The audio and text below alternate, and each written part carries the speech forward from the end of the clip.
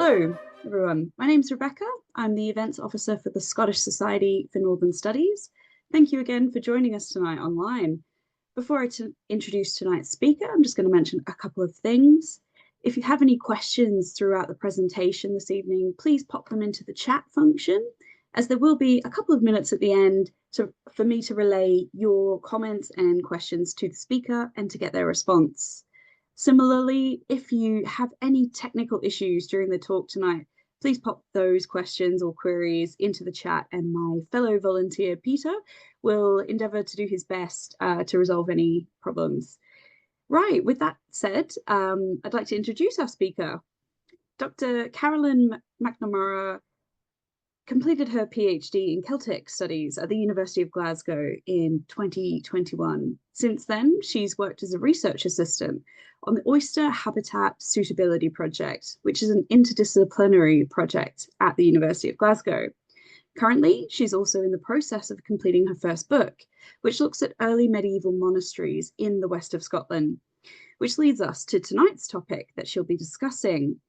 Her talk will turn a spotlight onto the monastery of Lismore, from its foundation in the 6th century through to its designation as the seat of the Bishopric of Argyll in the 12th century. So without further ado, I would like to extend a warm welcome to Carolyn and hand over to her for tonight's seminar.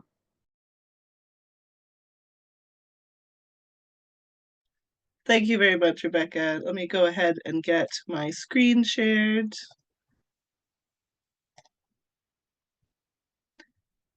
All right, so first I want to say thank you very much to the Scottish Society for Northern Studies for having me here this evening. My research has generally focused on St. Covgall, who was the founder of Bangor Monastery in Ireland in the 6th century, and especially on the part of his community, which covered the west of Scotland. So this includes monasteries that potentially made up his community, Lismore and Applecross, and then the possibility of an additional monastery that may have been founded on Tiree. So with this in mind, I've been greatly interested in monastic networks and travel. So today, as Rebecca mentioned, I'll be talking about Lismore, which is an island that we are recently becoming aware of as an important part of the early medieval world in Scotland, and I hope that really starts to come through in my talk this evening. So Lismore is an island that occupies a strategic location at the southern end of Loch Linnhe. So it's easy to get to by Oban if you'd like to go visit yourself. It provides a point of control for access to the Great Glen, which Adofnan, the 9th abbot of Iona after Columba, and author of Columba's life, notes was a means of travel between Iona and Pictorum Provincia, or the province of the Picts, identified now as Fortrue. So anyone using this route to travel between the Western Islands or Ireland and the northeast of Scotland would have to pass this island. And there are also routes eastward into modern Perthshire that could begin by traveling up Loch Etive, up the River Awe, and perhaps following the River Orkney towards Loch Lyon and Glen Lyon. So there's a lot of routes deeper into Scotland that start kind of in the area of Lismore, showing its geographic importance. So its wider geographic context includes secular sites that show evidence of habitation as early as the Iron Age, including bruchs and forts on the island itself. Now, perhaps the most important external secular site that's nearby is Dunullig, anglicized as Dunolly, which is a fortification wreathed by the sea, as James Fraser so eloquently put it, which overlooks the natural harbor of Oban Bay.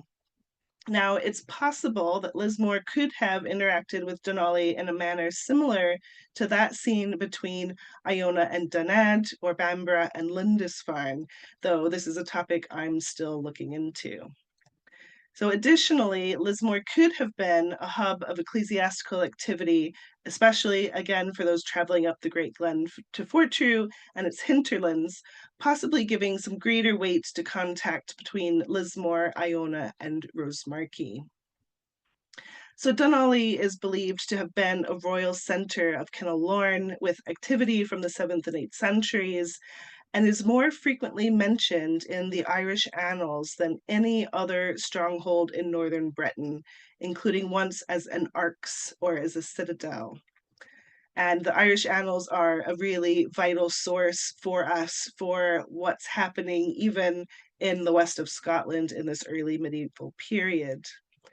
So Denali's burning in 698 and destruction again in 701 indicate the likely existence of rival claimants in the area. It was then later rebuilt by Selbach in 714, who's later recorded as abdicating his position as king of Dalriada and entering clerical life in 723. So we've got a lot of really big business that's happening right in this area near Lismore. And it's likely that Lismore was closely connected with one or more of the kindreds around the Firth of Lorn, and thus was probably also the principal church of Kinlochnairn, with regular travel between the secular and ecclesiastical sites. The Sinnachas Fearnalbin, or the History of the Men of Scotland, mentions a client kingdom belonging to Kinlochnairn, possibly referring to Pictish peoples situated around the head of Loch Linnhe. Now, because of Lismore's situation, it is likely that it was exposed to both Gaelic and Pictish culture, and probably also looked to Rosemarkie on the other end of the Great Glen as its episcopal see. If we turn to look a bit at Muluig himself, the founder of this monastery on Lismore, we can see there's a lovely poem that is from the Martyrology of Angus that refers to him as pure, brilliant, the son of Lismore in Alaba. So our best resource, or I guess our most informative resource about Muluig himself comes from the Aberdeen Breviary, which is a 16th century liturgical book, and you'll hear me refer to it kind of throughout the talk. And while I say, it's got the most information in it, we have to consider what it says carefully, and you'll see me do this as I refer to it a few times. So it's possible that there is a lost life for Muluig, and this is suggested based on what is said about Muluig in the Aberdeen Breviary, and then comparing it with a additional life of St. Cuthbert called the Libellus de Navitate Sancti Cuthberti, or the Little Life of the Birth of St. Cuthbert. And there's some really intriguing things going on there that make us suggest that there might be a life from which both of these resources drew. So Muluig's feast day is mentioned in the Martyrologies of Angus, Gorman, and Tallaght, and placed on the 25th of June, as you'll see on the slide here from the Martyrology of Angus. So we don't unfortunately know exactly when Muluig was born or where, but it has been suggested that he was the Lugath mentioned in the life of St. Covgall, who administered Covgall's ordination, though this is far from certain. And I'll take a moment here just to mention that we call him Muluig today, but that's what's called a hyperistic form of his name. You might call it a pet name. So Lugath was his birth name, if you like, and as he becomes well known and well regarded, he is called Muluig, our Lugath. So they get that hypochoristic form of his name. So I will say that there are potentially some kin-based links between Muluig and Dalriada, which is the kin group from whom St. Covgall comes. And this notably comes from the Corpus Genealogoriarum Sanctorum Hibernii, which lists, the family lines of many different saints. Now, the Aberdeen Breviary, again our 16th century document, notes more generally that Muluig drew his origin from a noble family of the Scots.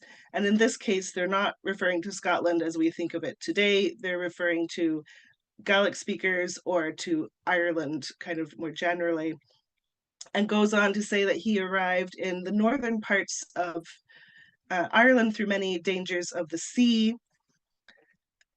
So it doesn't really make an explicit link to Covgall, but there we'll see Covgall keep coming up as we go through this. And there's a possibility that he may have been a part of a wider kin group that Covgall belonged to. So Maluig is associated with a miraculous stone of travel that took him across the sea from Ireland to Lismore, and this is noted in both the Aberdeen Breviary and in the Libellus, with the Aberdeen Breviary further placing Maluig at Melrose in the Scottish borders to receive additional training prior to being successful at founding his monastery at Lismore. But we have to be really careful here because Melrose was founded by Aidan of Lindisfarne just before his death in 651.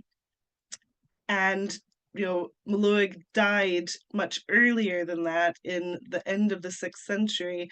So there's no real way that he could have been at Melrose before it was founded. So because we see this in both the Aberdeen Breviary and the Libellus, this likely represents some of that mingling of this lost life with the associations of the actual St. Cuthbert. Now, in the Aberdeen Breviary, Maluig is presented as a prolific traveler.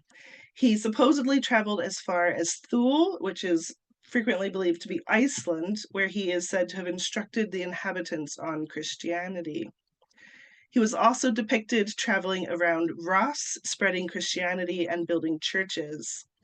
Now, perhaps surprisingly, the breviary gives Maluig such a strong connection to Rosemarkie that it has him dying and being buried there. And this indicates to us that at least at the time of the breviary's compilation in the 16th century, there was some idea that Maluig was well-traveled and also deeply associated with Rosemarkie. Now, as we'll go through the talk, you'll see this kind of northeastern thread becoming stronger and stronger. So it makes sense that by the time we get to the 16th century, we've got this strong connection between these monasteries.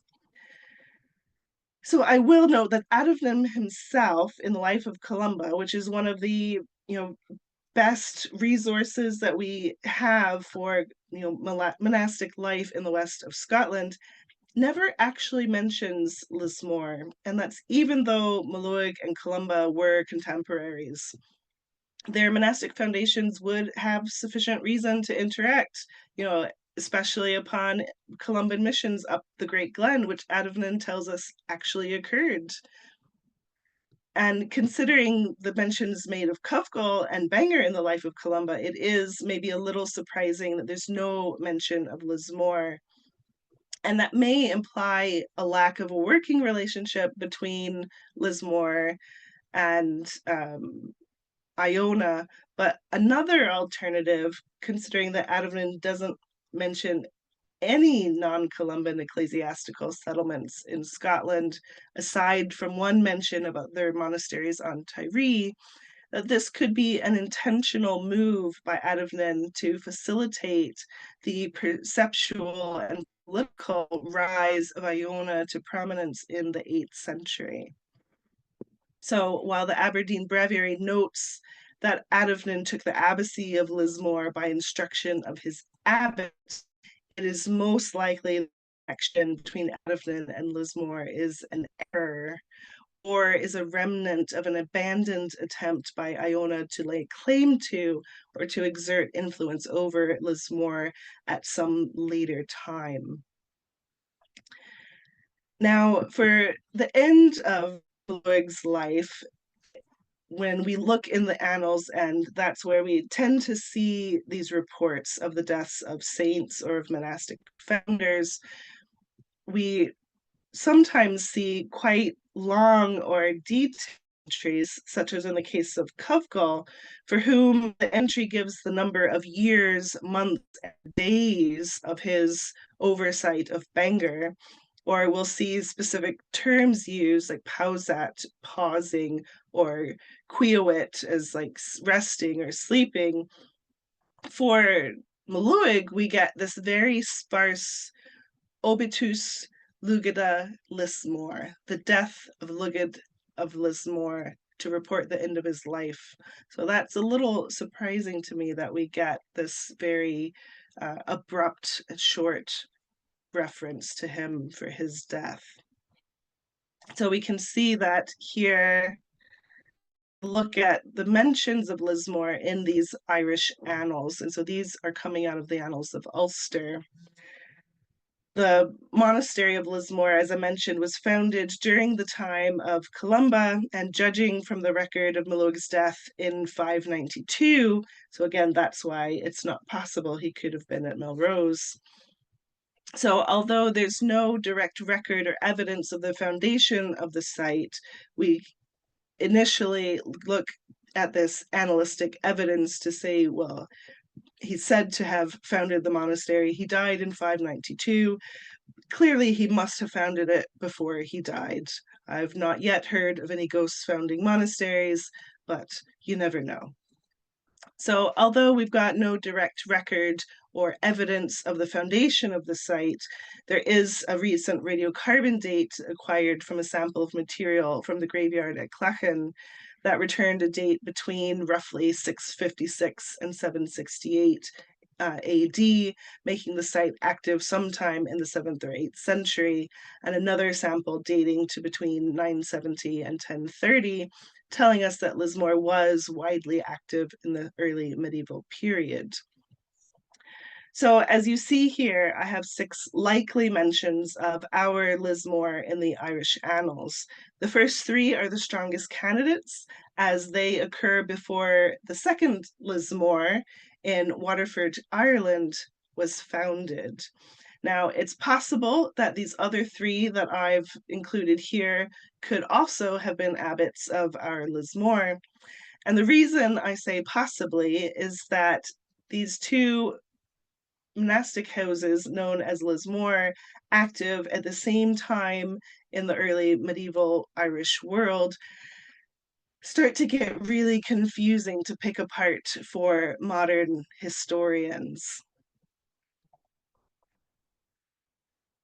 So the second Lismore, and you can see here where it's located down outside of Cork in Ireland, it was founded in 636. And so that starts to cause this confusion for us as modern historians trying to interpret the textual record.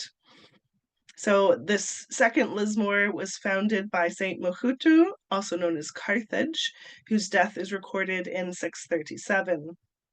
The martyrologies note the separate and unrelated feast days of Muluig, as I've mentioned, on the 25th of June, and Mohutu on the 14th of May. So these founders are recognized to be very separate people, although their foundations have the same name. So this confusion of Lismores is heightened by modern interpretations of mentions of Lismore, partially from the life of Saint Malachy. So he became abbot of Bangor in the 12th century. It was part of the Cistercian reform movement in a somewhat unofficial capacity. But the mentions of Lismore that occur in the life of Saint Malachy do, upon reflection, all appear to refer to this second Lismore, what I like to call Lismore Mohutu. So the first mention is Malachy's visit to Bishop Malchus in Ireland, who was previously a monk at Winchester in England, which associates him with this Irish Lismore Mohutu rather than our Scottish Lismore Muluig. Next, we have Malachy's sister reportedly dying at Lismore, which appears again to be this Lismore Mohutu. Furthermore, the life notes that Malachy was prepared for his service at Bangor in the district of Lismore, again, likely referring to Ireland. And there's 2 mentions of the city of Lismore that confirms that this is the Irish location. This is not our Lismore on the island of the same name in Scotland. Now, we should presume that Malachy had a good familiarity with the traditions of Bangor, having become its abbot, and its relationships with other foundations in its community.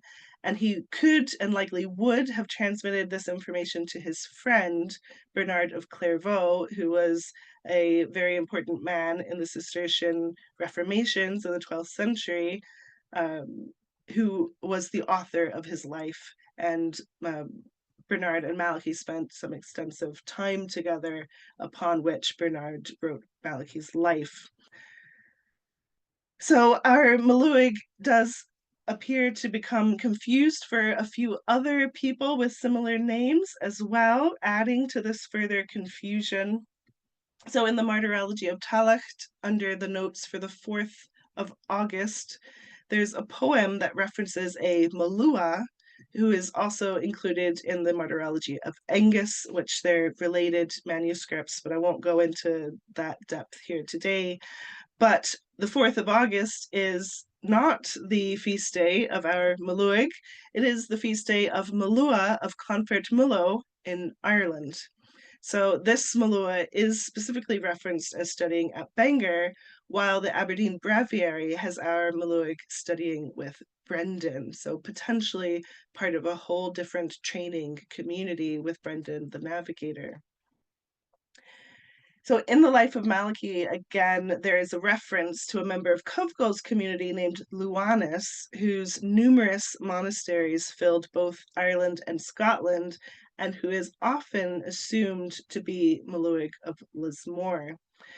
So I really believe that it's because of these confusions that Lismore in Scotland has previously been thought to be part of the community of St. Covgall, and thus a dependent house of Bangor.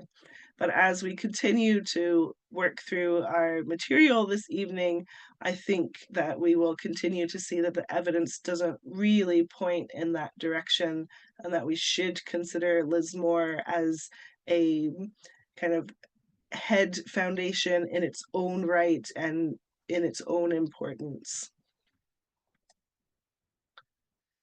So I think looking at place names is a really valuable way to approach understanding Lismore itself, and using the elements lis or lius and more, we can start to break that down. So as we saw on the slide for Maluig, Lismore's name is made up of these two elements, lis and more. So we can learn more by looking at lis especially, more meaning big or great. So it's this lis element that's of especial interest. So there are different approaches to the translation of this term in different languages that it appears in. So we've got it in both early Gaelic, which becomes Irish and Gaelic, and in the Brittonic, or what becomes the Welsh languages. So in Ireland and in Gaelic usage, there appears to be a prestige divide between similar place names in Dun and Rath on the one hand as more prestigious, and less or lius on the other hand as less prestigious, though there are some exceptions. So despite this less prestigious position, it does appear that less is perhaps the oldest settlement term to appear in Irish place names, and was a productive element into the 13th century there. So in the early and middle Gaelic periods, there are a number of uses for less, which can include an enclosed space about a dwelling house, a large settlement, probably within an enclosure, and by extension, a city, part of a monastic complex, a palisade or stockade, and a ring fort, circular earthwork, or cashel. Now, what this ultimately tells us is that in Ireland, the less element could refer to an enclosed space or an enclosing structure itself, whether secular or ecclesiastical, but generally of a lower level of prestige. Now, in contrast to this, the usage of lis place names in Wales tends towards a higher status and administrative usage in the British and Welsh languages, it comes into modern Welsh usage as court. So we can see by that translation that we're getting a higher level of prestige in that usage. So I've talked about Ireland and I've talked about Brittonic or Welsh usage, and you ask, what about Scotland? We're talking about Scotland. We're in Scotland. So we can take a look now at names in Les or Leos in Scotland and try to determine, what kind of use this place name is put to. So there's 21 place names in Les or Less that were identified by Simon Taylor and Gilbert Marcus in Scotland. And this will help us have a think about how the place name element was in use here. So 11 of these place names are the names of medieval parishes, some of which even survive today, such as Auchterles, Leslie, Lesmahagao, Leswalt, and our own Lismore, among others. So these sites appear to include centers of both secular and ecclesiastical administration, suggesting that they're high status place names. So additionally, this high status usage seems at odds with the lower status usage in Ireland and is more in line with this Brittonic use of lis. So this connection is perhaps strengthened if you consider the possibility that Lismore is a Gallicized, pre-existing Brittonic or even Pictish place name that was given to a pre-existing pre-Christian ceremonial and assembly site, which could have occupied the same enclosed area, which is today identified as the monastic vallum. So other ecclesiastical sites which appear to make use of the pre-existing place names include Dunkeld, Iona, Kinremont, later St. Andrews, and Applecross.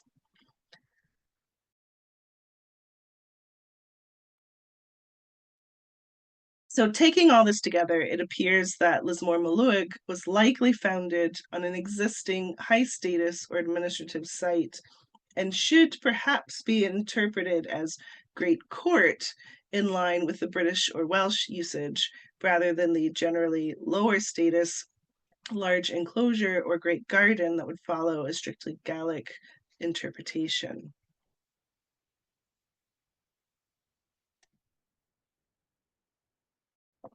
So we've talked a lot about Lismore, but I've not showed you terribly much to do with the early medieval monastery yet, so we'll do that now. So the exact site of the early medieval monastery at Lismore has not been securely located, though it is reasonable to accept that it's probably underneath the surviving medieval church. So it's also possible to make out what was possibly the site's vallum, fossilized in a sub-rectangular outline of the field boundaries that was noted on the Langlands estate map of 1778 and in the minutes of the Kilmore Presbytery from 27th of February 1760. So this indicates that even at that time, it was known as an ancient boundary. So you'll see a bunch of stones here, and there's 4 of them here that are adjacent. Well, there are 2 fragments before photos that are adjacent fragments from a large carved monument.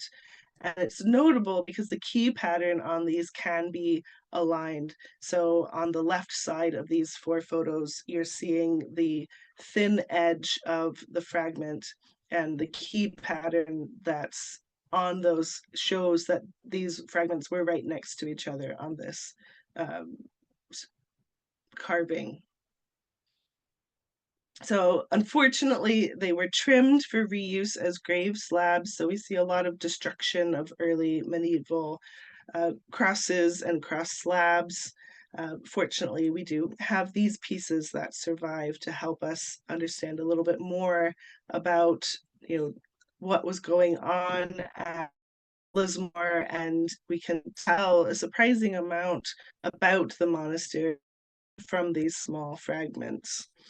So all of the faces of the slab are heavily damaged, though a margin containing interlace is evidence on the face of the lower fragment here. I'm not sure if you can see my cursor, but there's this inner line that's got a bit of interlace there that still survives.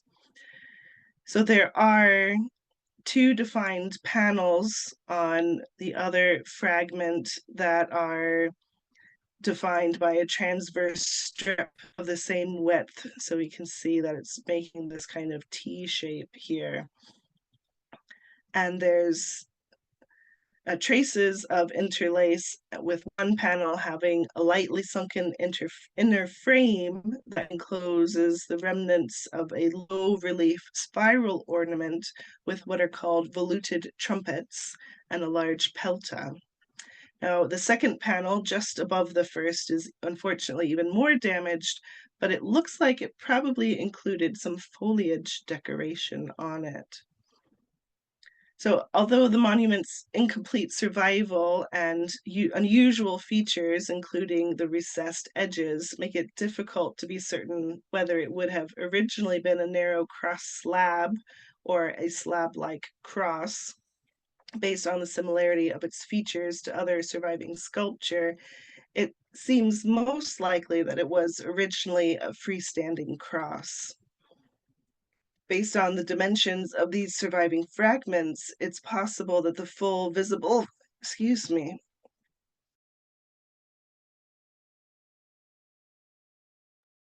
oh, pardon me, I'm just getting over a cold. But the full visible height of the cross could have been as much as 2.89 meters, with an arm span of between 1 and 1.36 meters.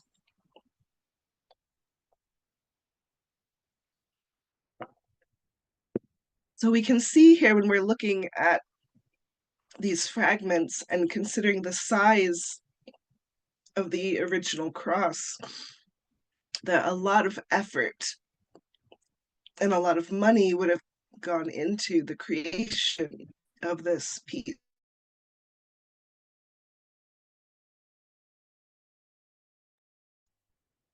And it's not,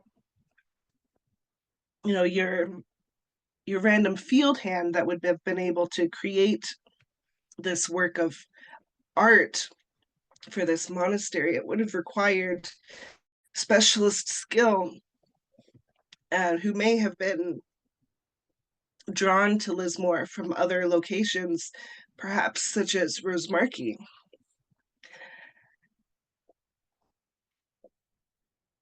And there are stylistic similarities between Lismore's cross fragments and surviving sculpture at Kilnave, Kildalton, and even the St. John's Cross on Iona. So the Kilnave cross contains a sunken inner frame, much like this one at Lismore, and also uses diagonal key pattern, spiral ornament, and pelti.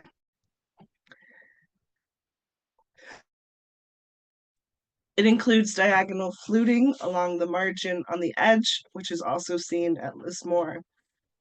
And the Kildalton cross includes key pattern, spiral ornament, pelti, and diagonal fluting, again similar to that seen at Lismore. Now, the St. John's cross on Iona features sunken inner frames on the lower three panels of the shaft of one face, with the bottom panel showing very similar spiral and pelti designs as those on Kildalton, Kilnave, and Lismore. So all of these crosses are stylistically dated to the 8th century, suggesting that it's possible that they indicate, you know, communication and interaction, and even potentially sharing of craftsmen who would have worked at each site. So there are some additional fragments for Lismore that are not part of this cross that recently have been discovered as part of Dr. Claire Ellis's digs on Lismore, and which are currently under analysis, with the possibility that they might show evidence of stylistic connections with additional monastic sites in Scotland. Now, this other stone that we see here is the Clach na Hela, or the stone of the swan, And this is still in situ, as we understand, at Clachan, next to the graveyard that has been dug a bit in some of Dr. Ellis's digs. And I'll talk a bit more about that here in a moment.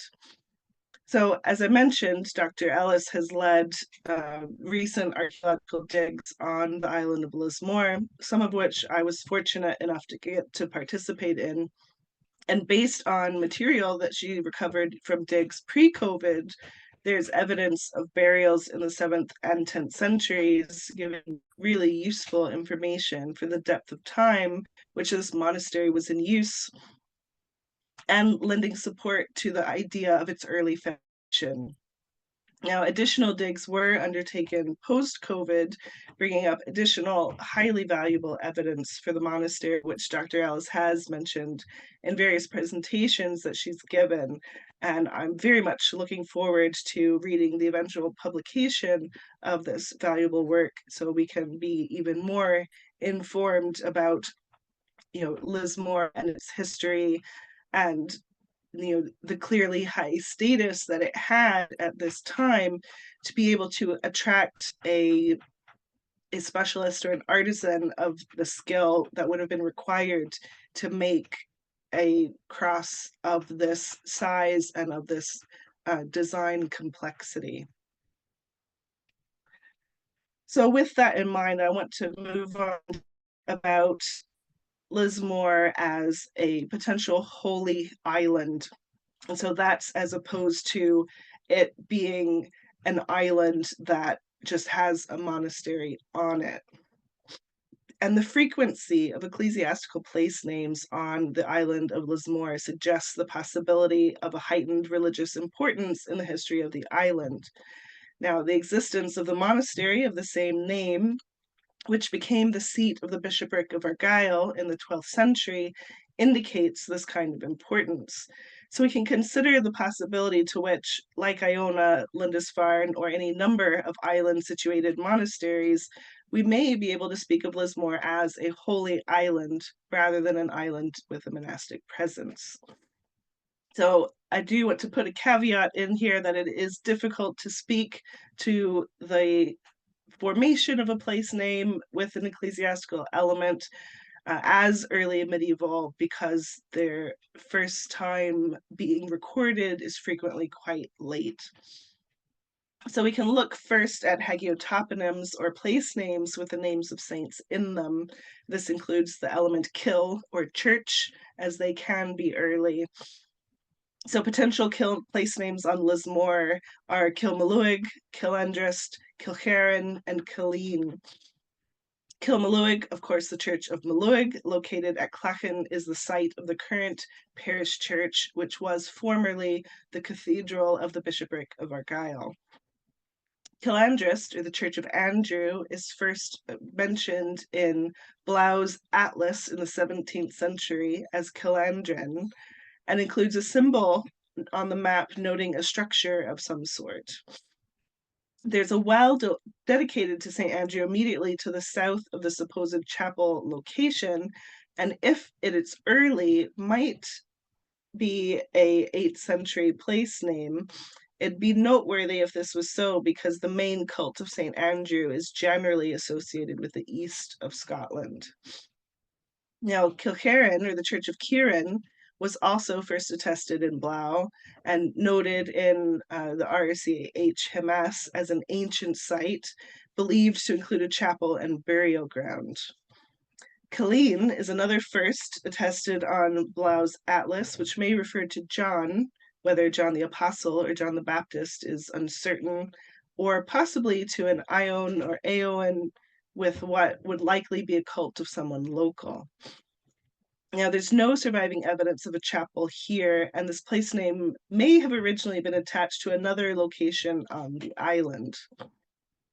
Now, however, this is an impressive number of kill sites on what is a reasonably small island.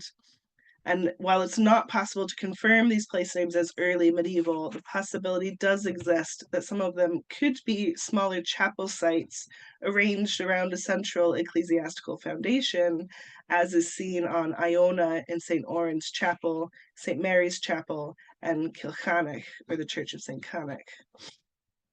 So there are further place names that are of interest here. This includes Suya Maluig, Maluig's chair, Knockangel, which is generally translated as Fire Hill, but could also be translated as Hill of the Angel. Now, again, because of the late date of first attestation for these place names, it's difficult to determine how early they may have existed. But similar place names occur on Iona and is mentioned twice by Adovnan in the life of St. Columba. So there is some difference between these sites, as the Knockangel site on Lismore contains a built structure, while the hill on Iona does not, and that's provided the Iona Knockangel has been correctly identified. But both of the stories related by Adovnan refer to sacred events or actions taking place in the landscape and providing a direct connection to Columba. So we might consider whether Knockangel in Lismore similarly recognizes a sacral landscape, especially considering its location on the Bakul lands of the monastery. Suya Maluig has an obvious association with Maluig, the founder of Lismore, and Suya place names themselves are places where saints were believed to have sat in contemplation, also seen in the place name Suya Vedan near Ardchatton, where a saint named Baitan was active, Suya Vlan on Butte, which refers to Saint Blan, and Suya Chatain on Butte, referring to Saint Catan. And it should be noted that there's another chair place name on Lismore, Kil and Suya, the church of the seat, or it's church of the chair, containing a roughly circular enclosure and burial ground, possibly of early Christian dating, and which may be the earlier site of the Church of Killeen. So unlike Suya Maluig, there doesn't appear to be any geological formation or other indication of anything looking like a chair, though the site is at the top of a cliff overlooking the Linn of Lorne, and it could be to which the seat is meant to refer. So another interpretation could be that the site was a seat and that it was a focus of ecclesiastical or cultic activity. And Kil and Suya was likely intervisible with Donali, which I've mentioned earlier, which could suggest a relationship between the two sites and the possibility that it was a very early ecclesiastical sites. So I see I'm running a bit short of time here, so I'm going to go through these next bits just a bit more quickly. So there are some remaining place names that have ecclesiastical or religious associations, including Tober Avasti, which is the baptismal well, Clachnahela, which I've mentioned, Bakul, which refers to the staff of a saint, and the Clachnahela site, while called Stone of the Swan, may be more likely to be a tomb or penitential station, referencing a surviving granite cross that may have served as a sanctuary marker. We do see sanctuary markers in use with other early medieval churches across Scotland. So let me skip forward just a bit. So if we're looking at the Bakul place name, this referencing a saint's staff. So that place name is located about 340 meters northeast of the present church at Clachan, and is the current site of Bakul Country House, which is home for the Livingstone family, who are the hereditary custodians of the Bakul Moor, the great staff of Maluig, as confirmed by the charter of Archibald Campbell, Earl of Argyll, in 1544. So Bakul itself is known as a place name element, referring to lands which supported the custodian of a saint's staff. There are other place names in Scotland which use this element. So, as I've said, although there's a number of ecclesiastical place names that survive here, it's really difficult to pin down just how old they are. But what we can be certain of is that there's a number of ecclesiastical place names on the island which suggest an association of the land with a sacral landscape as far back, as the early 9th century. Now, these place names are tied to demonstrably early features, or when they can be tied to demonstrably early features in the archaeological record, or which can be compared to similarly situated place names elsewhere in Scotland, they may have a stronger chance of being early themselves. So it's reasonable to suggest that some of these place names could feasibly be from the early medieval period, and these could include Kilmalloig, Kilandrist, Kilkieran, Killeen, Knockangel, Suyamalluig, and Bakul. So this kind of shows you just how much ecclesiastically there is going on across the island that survives to today. We look at the wider religious landscape that Lismore existed within, we can see that it was a well-populated one. There are 3 sites that specifically sit within what would be an easily reachable geographic setting and which contain stylistic similarities in their crosses, suggesting that Lismore had some form of contact with them, whether as stopping points along a traversed path towards Ireland or based on deliberate travels between these sites and Lismore. So Iona, of course, is the most well-documented and well-known monastic foundation and community in the west of Scotland, founded in 563, and was known to have satellite churches at Hinba and Moylung, and also on Loch Awe, perhaps at Kilcrennan, which is notable as it sits along a possible route to eastern Scotland.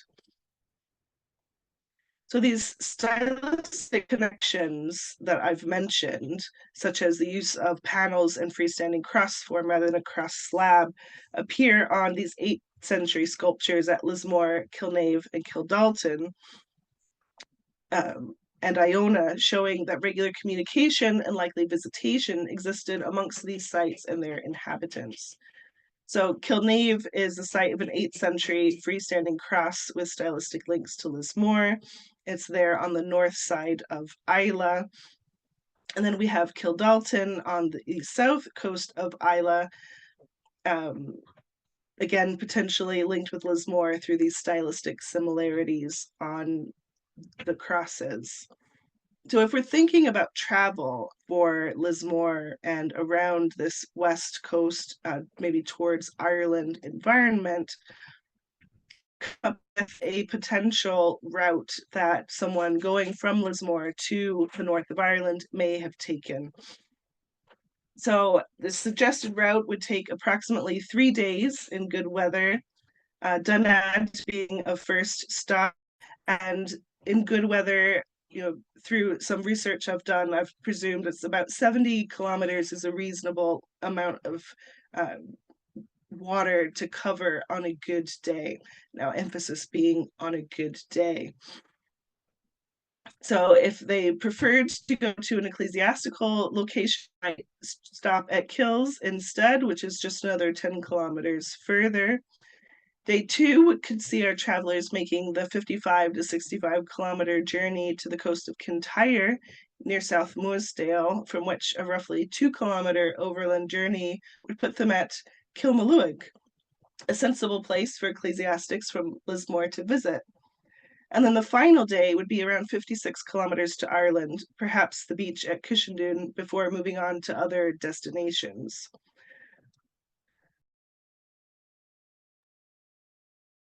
And an even wider seascape within which Lismore is likely to have been active could have included the north side of Mull, reachable within a good day's sailing, potentially reaching Calgary Bay and the Kilmalloig site there, from there on to Tiree, where there is another Kilmalloig site.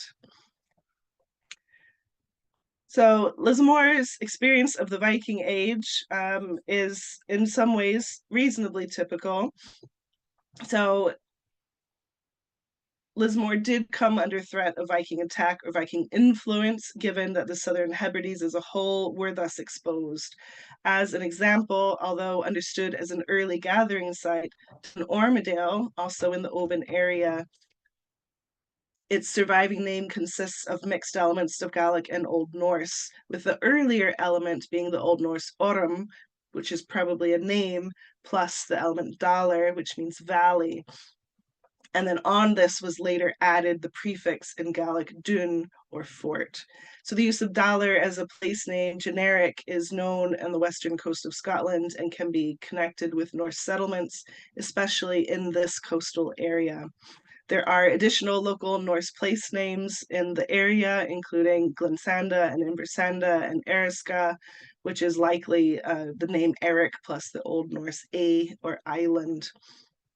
So it definitely was a changing environment for Lismore in the Viking Age. But if Lismore remained a part of the lands of Kinlochran into the 9th century, it may have participated in the change of focus towards Pictland by Dal Riata at that time, whether as a rump kingdom in entering into treaty with Pictavia, or only semi-autonomous under Angus MacFergus. But it's also possible that the onset of the Viking Age and its instability allowed Lismore to continue as a place of importance within the West, with its own political development and focus, even while the general political interest of Dalriada moved eastwards. So the devastation of Pictish political strength by Norse invaders and settlers may have led to a relinquishment of the Hebrides around 847 and could have allowed space for Lorne to reassert itself. The presence of Norsemen in the waters to the west of Lismore was not an impenetrable barrier, and churches with a strong saint cult focus and strong local associations could have maintained continuity despite the potential for disruption, and it appears that Lismore had this capability. And this regional importance could help explain the later establishment of the bishopric of Argyll in Lismore in 1189. And so the name of the first recorded dean of Lismore, Gile Maluig, servant of Maluig, around 1240, serves as evidence of the continuation of the cult of Maluig, and together with the surviving evidence as to the early composition of the cathedral clergy, suggests continuity from earlier community. And even on top of this, the survival of the Appin place name just off the north end of the island comes from Apdane or Abbey and refers to Abbey lands, likely indicates the existence of Abbey-controlled lands connected to Lismore, and further suggests continuity of the ecclesiastical center of Lismore across the Viking Age.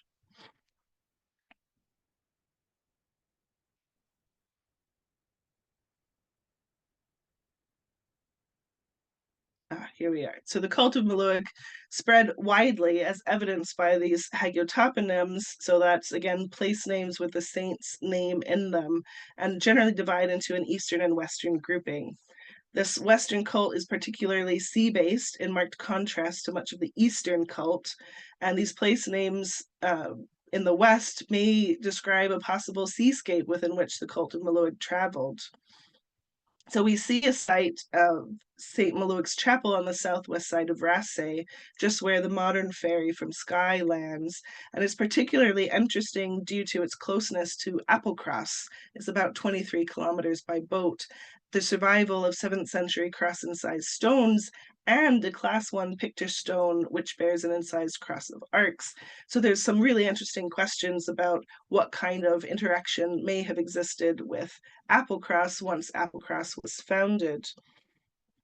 So Maluig's cult experienced an eastwards expansion in the 9th and 10th centuries, likely spreading as part of the Murray expansion of Kinlochran during the 9th and 10th centuries to places such as Fotherty, Inverferrigig, Strathspey, Cromdale, Chapel Park, Mortlach, Clova, Kildrummy, Clat, and Tarland. So part of this eastward expansion may have been due to a change in the political fortunes of Kinlochran and Dalriada.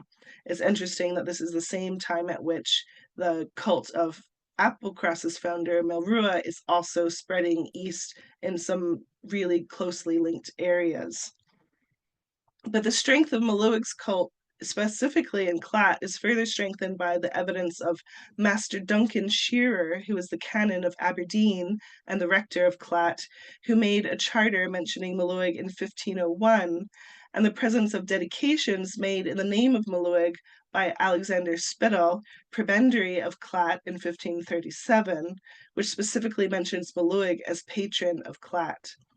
And the annual fair at Clat was dedicated to St. Maluig and was granted by King James IV Stuart based on his personal devotion to the saint in 1501.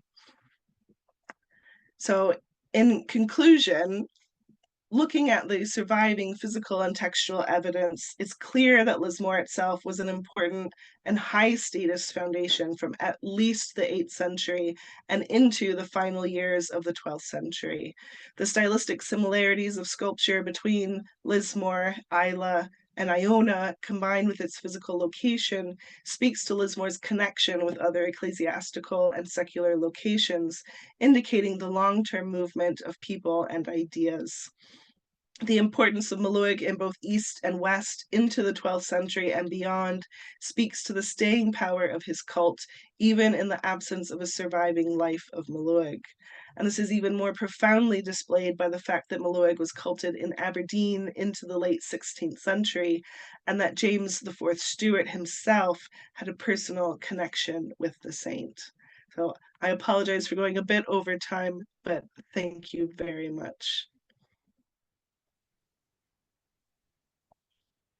Thank you so much for that fascinating presentation, Carolyn.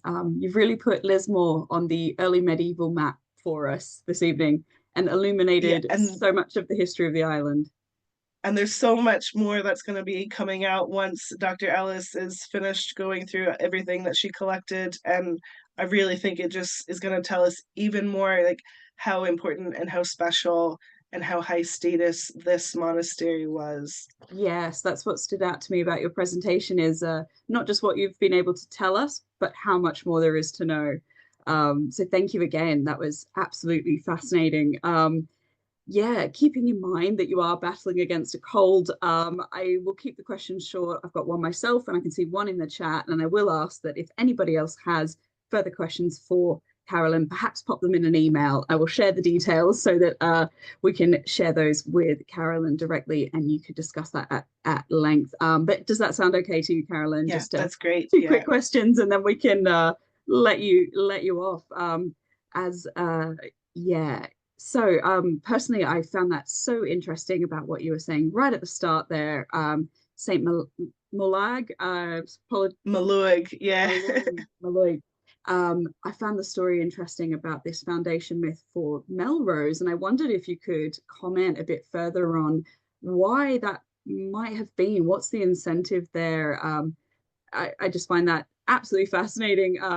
Who would have been circulating that, and to what advantage, given the known sort of dates of and location? Yeah, I find it really interesting, especially, Melrose being so far south in the Scottish borders, we've not got any other evidence that would put even a cult of Maluig there. So there's a possibility that when they were pulling everything together for the Aberdeen Breviary, as I've seen with looking at other saints, especially Melrua, sometimes in the Aberdeen Breviary, you'll get multiple conflicting stories. So it's possible that they just went, well, somebody heard this. Okay, yeah, fine, chuck that in there as well. So it could be as simple as that, but I do find it really interesting that they're like, oh yeah, he was down in Melrose, a good like 60 years before it existed. Yeah. Oh, fantastic. And I've got one question here from Mary Braithwaite, and then I will ask if you have any further questions in our audience to please email them to the address shared in the chat there. So from Mary, have you considered Elyck and Neve as an early monastic site in Lismore's region? Apologies if I'm pronouncing that wrong. Elyck and Neve. I like your chosen sea route between Lismore and Ireland as it passes by the Isle of Lewing and Kilcatton, but it may be worth considering alternative sea routes between Lismore and Ireland, given the tidal currents and challenging conditions, if you are able to comment on that. Yeah, so that's definitely something that I'd like to look more into. I was telling Rebecca before we got started this evening that I come from a very landlocked geography in my own past. So now working in this very sea-based region, there's a lot of these kinds of things to consider. So one thing that I've not been able to personally experience is a lot of this sailing or sea travel around these areas. So trying to get my hands on information about what some of those tides look like and tidal currents look like, it has been a bit of a struggle for me, but it is definitely something that I try to keep in mind, that when I make these suggestions, we're frequently thinking about best case scenarios, especially if you're going to get 70 kilometers in a day that's under good weather. But I'll have a look at that because that's a really interesting thing to bring up. So thanks very much. I will be looking into that a bit. Brilliant. Thanks everybody for sharing questions in the comments. I have copied those and I will forward them on to Carly as well. But yeah, finally, I'd like to just say thanks again and to both our lovely speaker and to everybody that joined. Yeah, so with final words, I'd just like to encourage everybody to sign up for our next seminar, which will be held on Thursday, the 10th of April at 7 p.m. I'm going to share the details to register in the group chat just now. The next seminar will welcome Professor David Griffiths, who will be presenting a talk on the Vikings of the Irish Sea Revisited, which will coincide with his 2025 publication of a new edition of his book, Vikings of the Irish Sea. Check out our website for more details. Make sure you sign up to the email newsletter. I look forward to seeing you all there. And thank you again, Carolyn. That was such a fascinating overview. And I look forward to passing on the questions we're receiving to you so you can engage with those further. But yeah, thank you again, everybody, and have a great rest of your evening. Thanks, everyone. Thanks. Bye.